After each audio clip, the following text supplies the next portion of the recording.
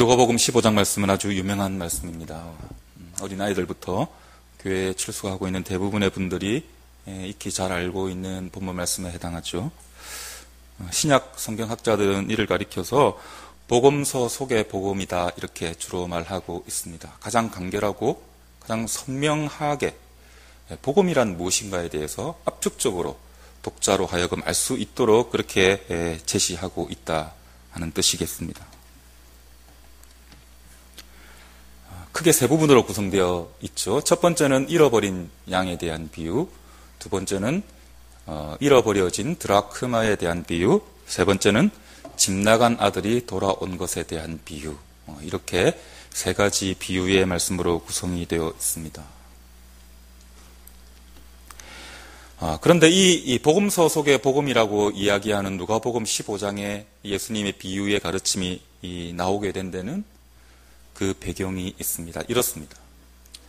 예수님이 계속하여 예루살렘으로 올라가시기 전에 전도 여행과 여러 가지 그의 사역을 행하고 다니실 때 많은 사람들이 주님을 따르게 되었는데 그 중에 주님을 따라다녔던 주축된 사람들이 주로 어떤 사람이었냐 하면은 바로 마태 같은 사람들이었습니다. 또는 그 유명한 삭개오 같은 사람이었습니다. 둘 다 세리였죠. 그들은 비천한 사람을 대표하는 직업을 가진 사람들이었습니다. 마음이 상하고 상처 입고 이 세상에서 손가락질 받으며 소외된 인생을 살아가는 그런 사람들이었다는 것이죠. 이 사람들이 주님을 많이 따르게 되었는데 주님은 또한 보란듯이 이들과 굉장히 친하게 어울리셨습니다.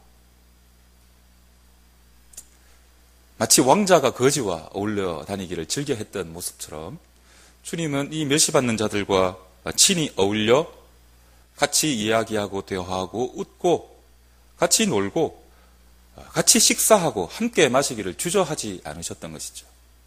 이것은 그냥 주저하지 않았다라는 표현보다는 아주 즐겨 했다라는 것이 오히려 적합한 성경의 정황일 것 같습니다.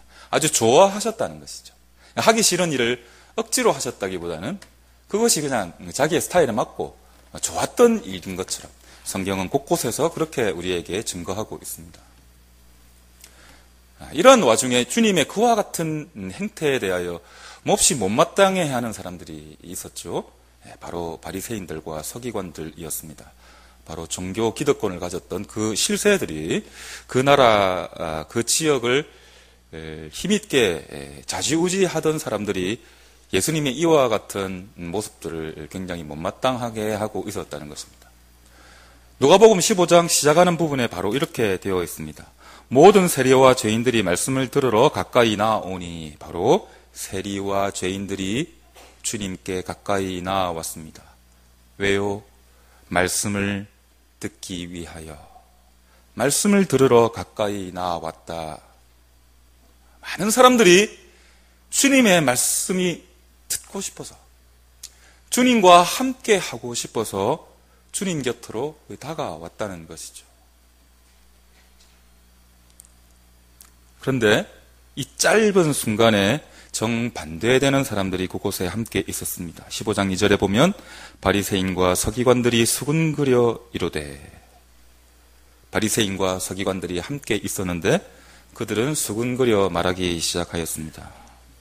이 사람이 죄인을 영접하고 음식을 같이 먹는다 하더라. 바로 이렇게 되었죠.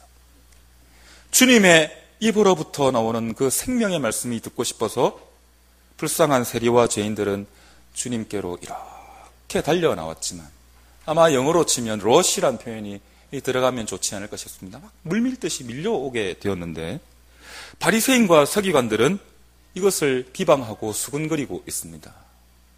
수군거리다, 이 표현이 나오고 있는데요.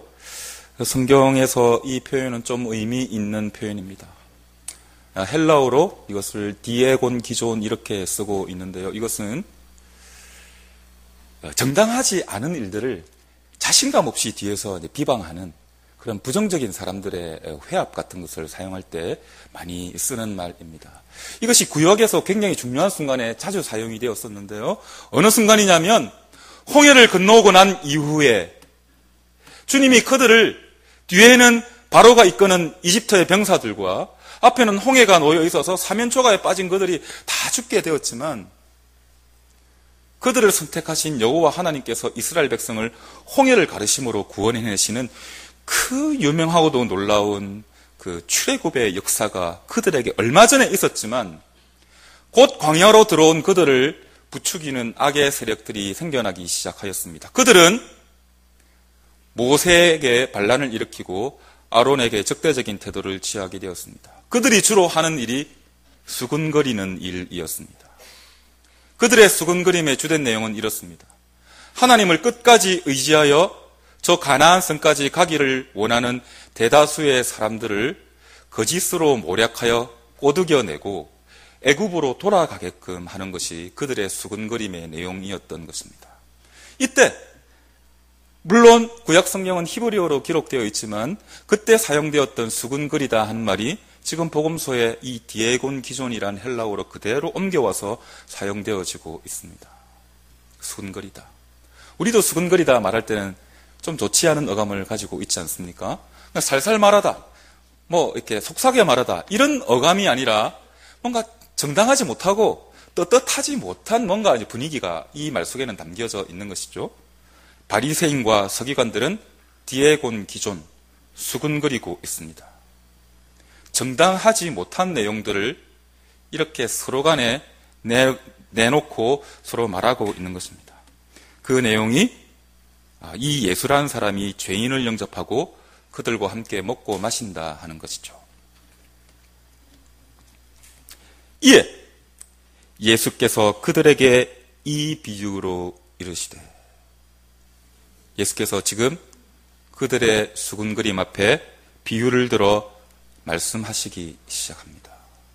예수님이 지금 비유를 들어 말씀하시려고 하는 내용은 이 자리에 함께 있었던 사람들은 쉽게 그 내용, 구체적인 내용은 모르지만 그 방향을 짐작할 수 있었을 것입니다. 왜냐하면 바리새인과 서기관들의 그 비아냥거림과 잘못된 수군거림에 대한 예수님의 반론일 것이라고 충분히 예상해 볼 수가 있는 것이죠. 바로 앞으로 나타나는 양을 잃은 비유, 잃은 드라크마에 대한 비유, 집 나간 아들이 돌아오는 비유, 이 비유의 말씀들은 바리새인과 서기관들의 이 정당하지 못한 수군거림에 대한 예수님의 대응이요, 자신을 변론하는 말씀이었다 하는 것입니다. 그런데 제가 서두에 말씀드린 것처럼 이 누가복음 15장의 말씀은 복음서 가운데 복음이라고 성경학자들이 이야기하고 있습니다. 자, 예수님은 바리새인과 서기관들의 잘못된 비방에 대한 자신에 대한 변론을 하시는 것을 통하여 진정한 복음의 의미가 무엇인가를 절묘하게 우리에게 지금 가르쳐 주고 계십니다. 나를 딱 잡아서 오늘은 제1강 제12과 복음에 대하여 이렇게 재미없게 하신 것이 아니라 아주 자연스러운 상황 속에서 죄인들과 식탁 교제를 나누시는 그 상황 가운데 자신을 억울하게 비방해 오는 정당하지 못한 세력들에 대한 자신에 대한 변론의 말씀을 통하여 역설적으로 진리란 무엇인가, 복음이란 무엇인가, 생명이라는 것이 도대체 무엇인가 하는 것을 뚜렷하게 지금 천명하고 밝혀주고 계시다 하는 것입니다. 자, 오늘은 드라크마 비유의 말씀입니다. 드라크마라는 말이 나오고 있습니다. 이것은 헬라어입니다. 뜻은 은화, 은전 이런 뜻이죠. 이것의 이제 가치는 노동자의 하루 일당 정도 됩니다. 드라크마라는 용어는 성경에서 여기만 딱 한 번 나오고 맙니다. 똑같은 의미의 말이 있는데 그것은 데나리온입니다. 데나리온은 다른 것이 아니라 로마 말입니다. 성경의 신약어에는 주로 로마 말로 데나리온으로 적고 있고 여기 누가복음 15장에만 드라크마라는 말이 잠시 등장합니다. 어쨌든 이것은 일꾼의 하루 품삯 이 정도 가치에 해당하는 돈입니다. 그런데 어떤 사람이, 그런데 그 사람은 여자입니다. 여자라는 것을 기억하는 것이 이 본문에서는 중요한 뜻을 가지고 있습니다. 어떤 여자가 자신이 가지고 있던 10개의 드라크마 중에 한 드라크마를 잃어버렸습니다. 없이 이 여자는 이 드라크마 10개를 중요하게 여기고 있었던 것 같은데 어느 순간 찾아보니 드라크마가 9개만 남아 있는 것입니다. 자, 앞에 본문에 우리가 읽지 않았지만 나오고 있는 잃어버린 양의 비유를 보면은 양은 주인과 목자의 품을 떠나서 멀리 있을 때 자신이 외롭고 심히 고생스럽다는 것을 잘 알고 있는 존재일 것입니다. 우리가 잘 알고 있는 비유의 말씀이죠. 그런데 지금 8절 이후에 나타나고 있는 잃어버린 이 은전의 비유에 나타나는 이 은전, 잃어버림을 당한 유기된 이 드라크마는 원래 있어야 할 곳에서 버려짐을 당했지만 정작 자신은 어떤 처지에 있는지 전혀 알 수 없는 그런 존재라는 것입니다. 자, 이 은전, 드라크마가 생명이 있습니까? 무생물에 불과하죠. 그러니까 자기 자신에 대해서 도저히 알 수 없는, 자신의 상태를 스캐닝 해낼 수 없는 그러한 좀 아주 무력한 존재를 의미하고 있습니다. 이 15장 말씀을 차근히 묵상해 볼 때 왜 주님이 잃어버린 양의 비유를 드시고 난 다음에 다시 보충하여 잃어버린 드라크마 비유를 드셨을까? 그 차이점이 과연 어디에 있을까를 신중히 읽어보시면 좀 찾아낼 수 있으리라고 생각되는데요. 저는 개인적으로 이와 같은 차이를 발견하였습니다.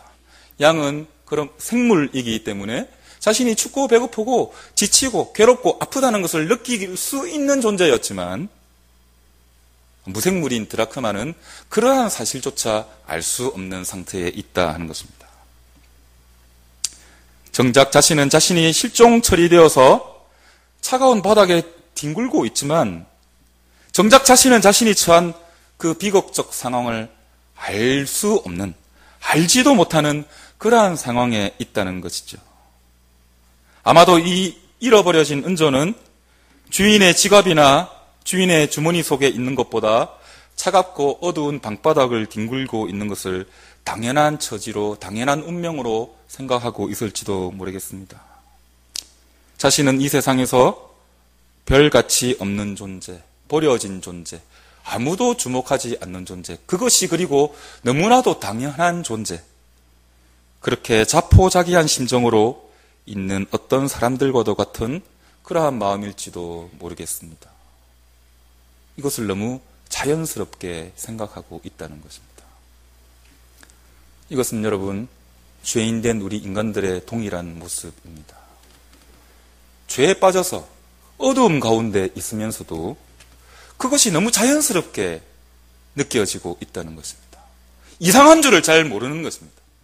마땅한 것이라고 평소에 잘 생각하고 살아간다는 것입니다. 여기는 원래 내가 있어야 할 곳이 아닙니다. 내가 있어야 할 곳은 따뜻한 체온을 가진 여인의 품입니다. 그곳이 원래 내가 있어야 할 자리였던 것이죠. 그런데 그곳을 떠나서 정반대의 비극적인 운명에 처해 있음에도 불구하고 별로 아쉬움을 느끼지 못합니다. 나 스스로를 파괴하는 그 자기 파괴적 의식에 사로잡혀 있는 것이죠.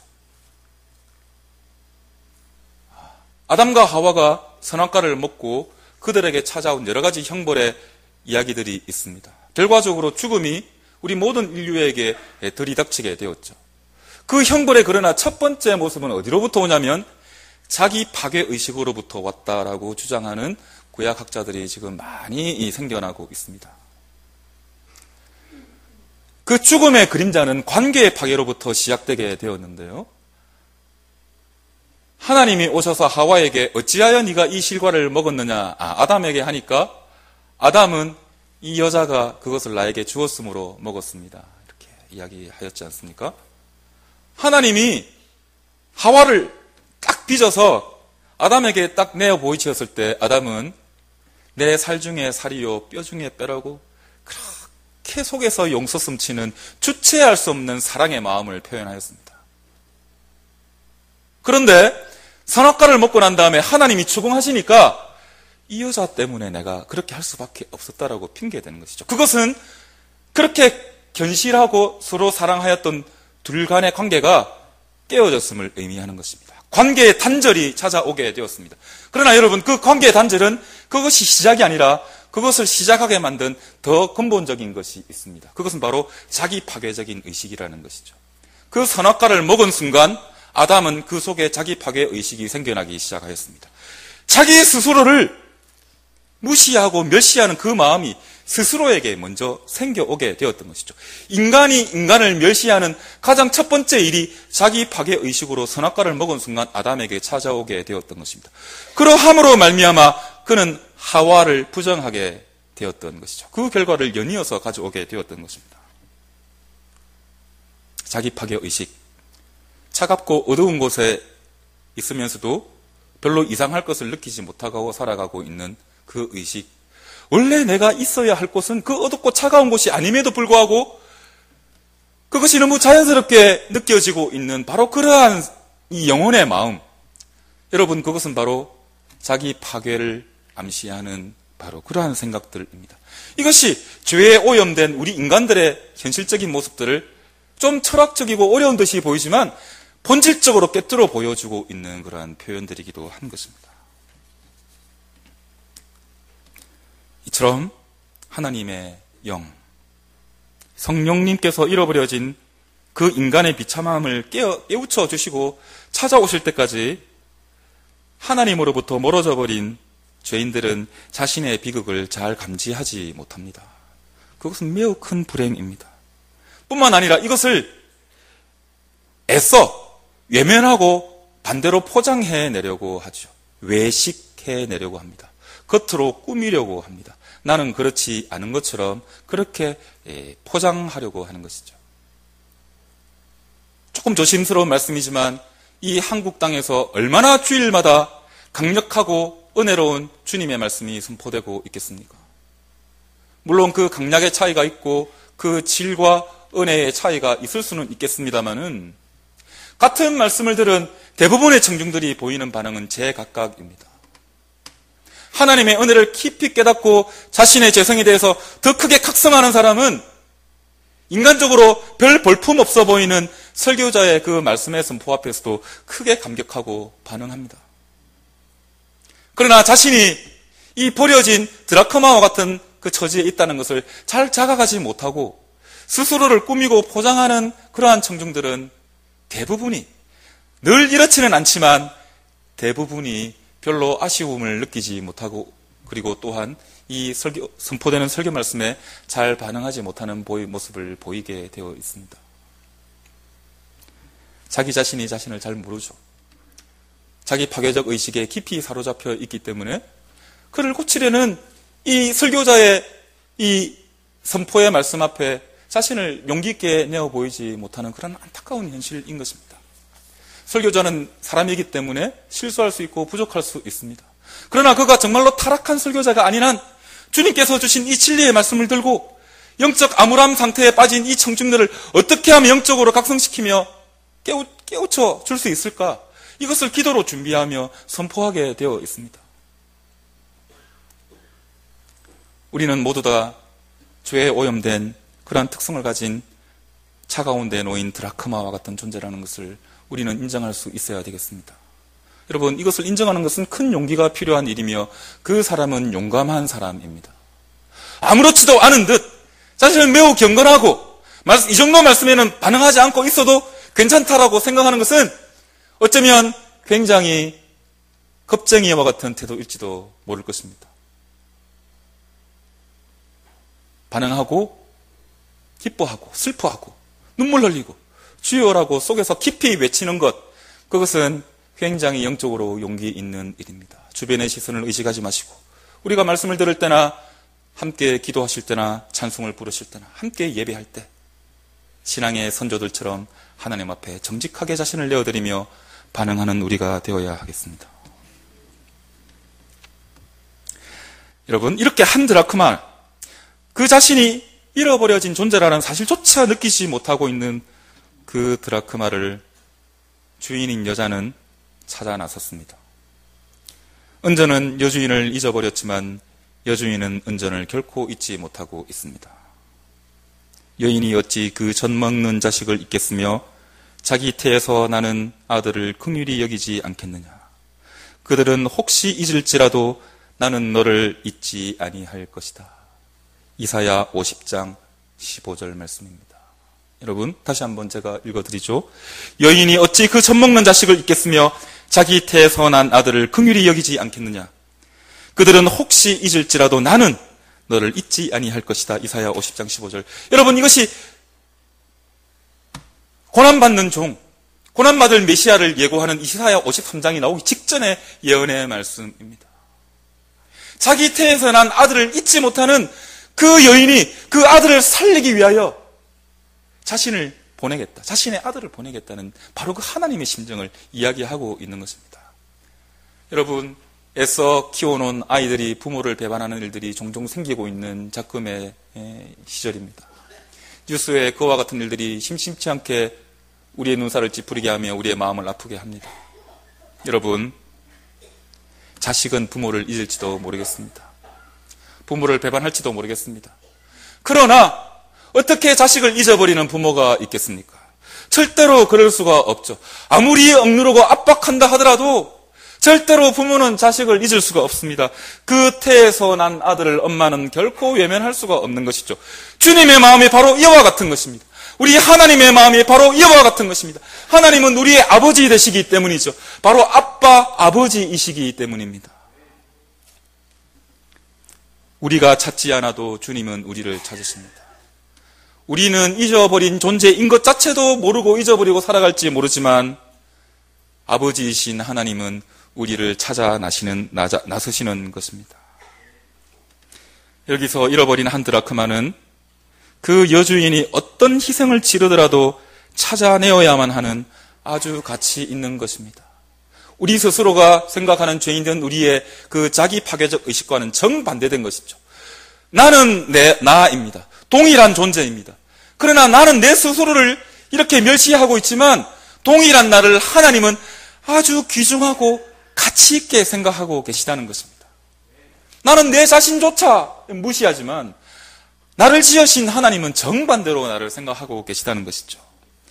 유대 풍습에서 이 드라크마 비유는 사실을 배경을 가지고 있습니다. 약혼할 때 신랑은 신부될 사람에게 10개의 드라크마를 선물합니다. 이것은 아주 유명한 고정적인 유대의 관습입니다.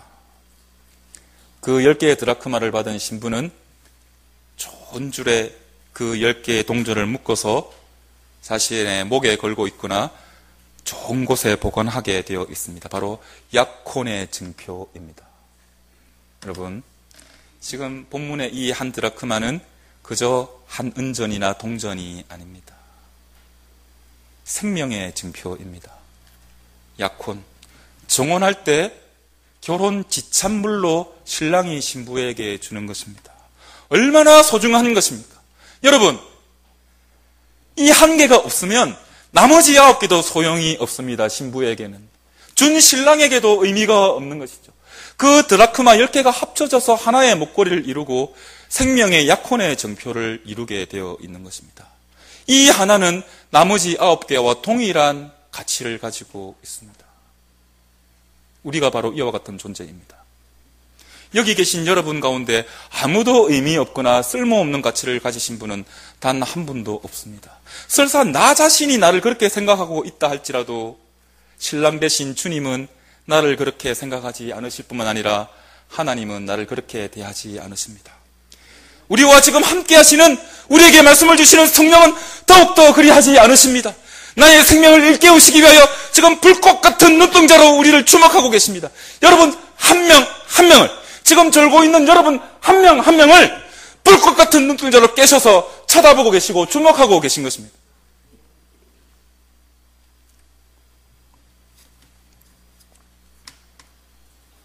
이 약혼의 증표 중 하나를 잃어버렸으니 이 여인의 마음이 얼마나 상심이 되겠습니까? 그녀의 놀라움, 그녀의 안타까움, 그녀의 한숨, 그녀의 눈물, 정말로 꼭 찾아내기 위해 온갖 정성과 노력을 그녀는 기울여야만 하지 않겠습니까? 자, 이 여인의 수고를 잠시 한번 살펴보겠습니다. 여인은 지금 드라크마를 찾는데 모든 노력과 수고를 다 바치고 있습니다. 다 바치고 있습니다. 그냥 대충 찾고 있는 것이 아닙니다. 그녀가 할 수 있는 모든 것을 다 하고 있습니다. 첫 번째, 등불을 켭니다. 왜 등불을 켰을까요? 당연히 그 방이 어둡기 때문이죠. 유대 지방에는 창문이 있는 집이 그렇게 흔하지 않습니다. 캄캄한 토굴과도 같은 집이 대부분인데요. 찾기 위해서는 당연히 불을 켜야 합니다. 그러나 불을 켜는 데는 돈이 들고 수고가 드는 일입니다. 특히 낮에 말이죠. 이 여인은 하루 종일 아마 불을 켰을 것입니다. 돈을 아까워하지 아니하였고 수고를 아끼지 않습니다. 또한 집을 쓸어냅니다. 영어 성경에는 weeping 이렇게 되어 있습니다. 남김없이 샅샅이 쓸어내는 것입니다. 동전 하나를 찾기 위해서 구석구석 다 다니면서 찾습니다. 여러분이 아무리 설교자의 사각지대에서 눈치채지 못하게 오후 예배 때 졸교 있어도 설교자는 모를지 모르지만 하나님 앞에서는 사각지대가 결코 있지 않습니다. 샅샅이 빗자루로 찾아 쓸어 다니고 계시기 때문에 아무도 피할 수가 없습니다. 눈으로 어림잡아 쓱 한번 둘러보고 대충 청소하는 신용 내고 마는 것이 아닙니다. 의자도 들어보고 책상도 들어보고 장롱까지 왕창 들어가지고 다른 곳으로 싹 옮겨서 그 밑에 뭐 빠진 것이 없나, 혹시 구석에 들어가지 않았을까 다 찾아보는 것입니다. 한 곳도 빈 곳이 없이 다 찾아보는 것입니다. 얼마 전에 인터넷 기사에서 잠시 이런 것을 봤습니다. 세차로 굉장히 유명해진 젊은이가 한 명 있는데, 그 사람이 한 15년간 세차 작업을 했는데, 그 사람의 세차의 특징이 무엇이냐면은 승용차 안을 딱 열어서 의자를 모조리 해체시켜서 밖으로 다 꺼낸다고 합니다. 그러면은 상상도 못했던 것들이 그 의자 밑에 다 나온다고 합니다. 주인이 오히려 그 정도까지 그 세차해주는 그 직원한테 몸둘 바를 몰라 할 정도로 그렇게 청소를 해낸다고 하는데요. 눈으로 보기에는 멀쩡하지만 의자를 탁 뜯어서 해체시켜보면 별것이 다 나오기 때문에 그 사람은 꼭 그렇게 해야만 자기 직성이 풀린다고 합니다. 사실 이 본문을 주중에 시작하여 준비하지는 못했는데, 제가 인터넷 기사를 거의 읽지 않는 사람이지만 이상하게 요즘 차에 대해서 좀 봐야 될 일이 있어서 보다가 그 기사를 딱 보게 되었습니다. 전혀 연관시키지 않았는데 어제 제가 다시 이 본문을 대하면서 많은 연관성을 가지는구나 생각이 들었습니다. 주님은 이렇게 하시는 것입니다. 우리가 볼 때는 그 정도까지 이렇게 생각할지 모르지만 주님은 그것까지 하십니다. 한 점도 남기지 않고 다 검색해내시고 다 탐색해내십니다. 어떤 인생도 어떤 영혼도 피해갈 수가 없습니다. 주님의 시선 앞에서 다 판결을 받아야 하는 것입니다. 그리고 그 여인은 부지런히 위핑만 하고 다니는 것이 아니라 이렇게 합니다. 지칠 때까지, 이만하면 되었다 싶을 때까지 찾는 것이 아니라 찾아내기까지 찾아내고 있습니다. 8절 후반절에 보면은 등불을 켜고 집을 쓸며 찾아내기까지 부지런히 찾지 아니하겠느냐. 찾아낼 때까지입니다. 안 찾아지면 어떻게 하겠습니까? 이 정도 했으니 됐다 그만하는 것이 아니라 나올 때까지 합니다. 나올 때까지 찾게 되어 있습니다. 그리고 부지런히 찾는다 이렇게 되어 있는데 원문 성경에는 이것을 매우 신중하게 찾아내다 이렇게 말하고 있습니다. 부지런히 또는 신중하게, 아무렇게나 찾아내는 것이 아니라 동전이 찾아지더라도 그 원래 소중하고 잘 보관된 상태가 유지되도록 존중하며 찾아다니고 계십니다. 찾는 그 자체에만 목적이 있어서 아무 물건이나 들고 막 탁탁탁 금집을 내가면서 찾는 것이 아니라 혹시라도 발견되었을 때 찾고 있는 그 드라크마가 좋은 모습으로 보존되기를 바라는 마음으로 조심스럽게 신중하게 그 동전을 찾아다니고 있다는 것입니다. 하나님은 단지 그 잃어버린 동전을 찾는 데만 관심이 있는 것이 아니라 그 동전을 찾아내고 그 찾아낸 동전이 오롯이 보존되고 있는 모습을 발견하고 기뻐하시는데 큰 관심을 두고 있다는 것입니다. 그리고 그 하나님이 찾으시는 사람은 드라크마와 같은 가치를 가진 다른 드라크마가 아니라 바로 그 잃어버린 드라크마입니다. 왜냐하면 그 드라크마는 신랑이 준 것이기 때문입니다. 단지 가치 있는 돈으로 환산될 수 있는 그것을 신랑이 준 것이 아니라 그 여인의 목에 조합하여 차고 있어야 될 바로 그 보석과 같은 것을 여인에게 준 것이기 때문입니다. 여인은 잃어버린 그 드라크마를 이웃에 가서 빌려올 수도 없습니다. 다른 돈을 빌려서 은행에 가서 차용해 올 수도 없습니다. 어떤 것으로도 그것은 대치될 수가 없습니다.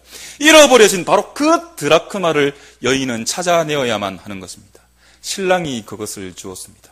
잃어버린 드라크마와 같은 인생 있으십니까?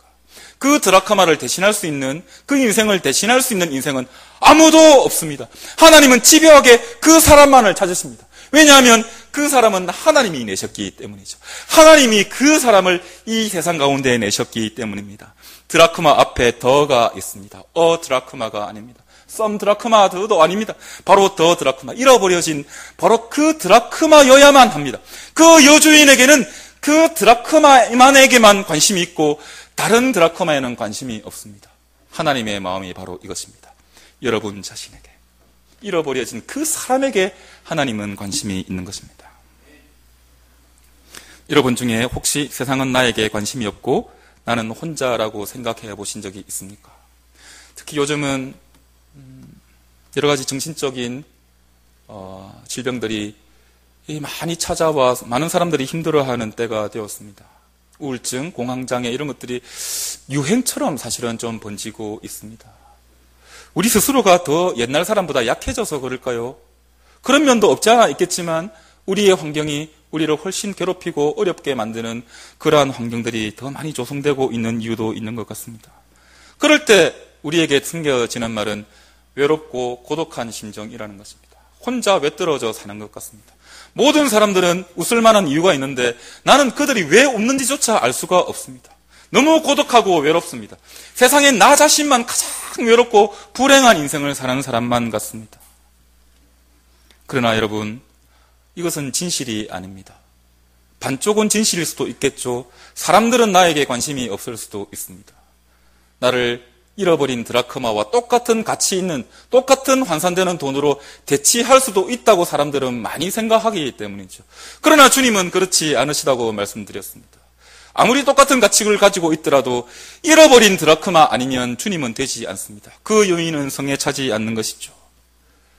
혼자라고 느끼는 자기 파괴의식 속에 살아가는 많은 사람들을 주님은 그 사람을 찾고 계십니다. 여러분, 유레카라는 말을 잘 아시죠? 목욕탕에서 목욕하던 아르키메데스가 불역의 원리를 발견하고는 유레카 이러고 벌거벗은 모습으로 목욕탕을 박차고 나갔습니다. 얼마나 기뻤으면 벗은지도 모르고 이렇게 했겠습니까? 하나님은 우리를 한 사람 한 사람 진실된 마음으로 관심을 기울이시며 사랑하시며 찾고 계십니다. 애타게 찾으시며 부지런히 찾으시며 신중하게 찾으시며 찾을 때까지 찾으십니다. 그리고 찾게 되었을 때 바로 이 아르키메데스의 유레카, 여러분, 이 기쁨의 표현과는 비교도 할 수 없는 기쁨의 말씀을 울려내실 것입니다.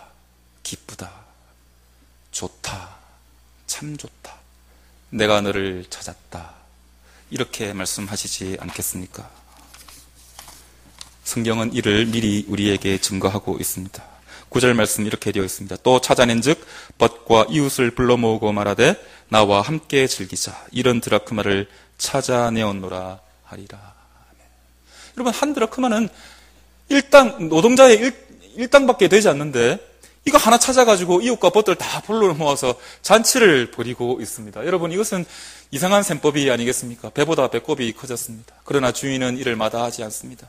주인이 바보라서 이렇겠습니까? 산수를 하지 못해서 이렇겠습니까?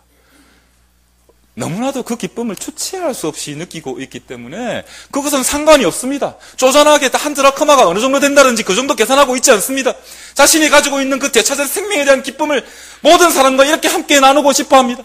하나님의 마음이 바로 그런 것이죠. 우리 인간은 내가 알고 있는 어떤 사람을 업신여기고 있을지 모르지만 그 사람이 변화되어 하나님께 찾은 바 되었을 때 하나님은 그를 기뻐 여기시고 모든 하늘의 천사도 불러 모아 잔치를 여실 만큼 기뻐하신다는 것입니다. 그러므로 우리 권사님 택정함을 받은 우리라고 그렇게 기도하셨는데 이것을 고백하는 우리라면 정말 기뻐해야 합니다. 하나님은 우리를 이렇게 생각하고 계시기 때문입니다. 10절 계속해서 한번 읽어보겠습니다. 내가 너희에게 이르노니 이와 같이 죄인 한 사람이 회개하면 하나님의 사자들 앞에 기쁨이 되느니라. 바로 하나님이 이렇게 하신다는 것입니다. 한 사람이 찾아져서 회개하면은 하늘의 천사들, 사자들 앞에서 하나님은 아마도 춤을 추시지 않아야 하실까, 이렇게 싶습니다. 너무 기뻐하셔서, 너무 기쁘셔서 배보다 배꼽이 커 보일지 모르지만 천사들 다 불러 모아서 내가 너무 좋다, 한번 놀자, 이렇게 하시지 않으실까, 그렇게 생각된다는 것이죠. 스펄전 목사님이 유명한 말씀을 남기셨습니다. 천국의 예루살렘에서는 한 사람이 회개할 때 그 기쁨의 강문이 흘러넘쳐 천사들이 헤엄칠 것이다. 이렇게 말하셨습니다. 여러분, 내가 예수를 믿어도 아무도 나를 반기지 않을지도 몰라 할지도 모르고 생각하는 분이 혹시 계십니까? 그것은 잘못된 계산 방법입니다. 여러분, 이 교회를 기억하십시오. 부족하지만 우리의 동료 성도들을 기억하십시오. 하늘의 천사들이 하나님 아버지께서, 우리의 아빠께서 나를 주목하여 보고 계십니다. 기다리고 계십니다. 끝없이 추적하고 탐색하고 검색하고 계십니다.